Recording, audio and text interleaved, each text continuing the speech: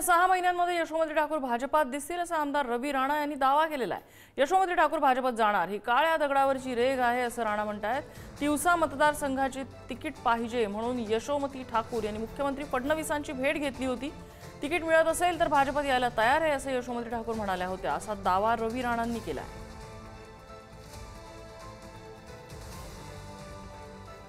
की मला या दिवशी तिकीट पाहिजे।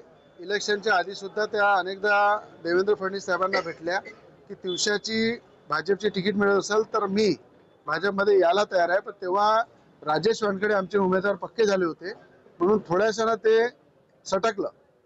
पण आता येणारी जी परिस्थिती आहे बिहारमध्ये त्या ज्या फिरल्या किंवा अमरावती जिल्ह्यामध्ये त्यांना पूर्ण जिल्ह्यावर नगर अध्यक्षाचा उमेदवार सुद्धा मिळाला नाही।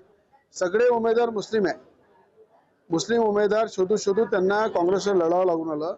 अशी परिस्थिती काँग्रेसची झालेली आहे आणि येणाऱ्या 6 महिन्यामध्ये काळ्या दगडावरची पांढरी रेघ आहे की यशोमती ठाकूर या भाजपमध्ये दिसतील। आमच्या भावाला जोक मारायची सवय आहे। अफवा, गोंधळ, नाटक, नौटंकी सगळ्या गोष्टी करायची सवय आहे। असं आहे, तुमचा पक्ष नेमका कोणता हे तुम्ही ठरवलं पाहिजे।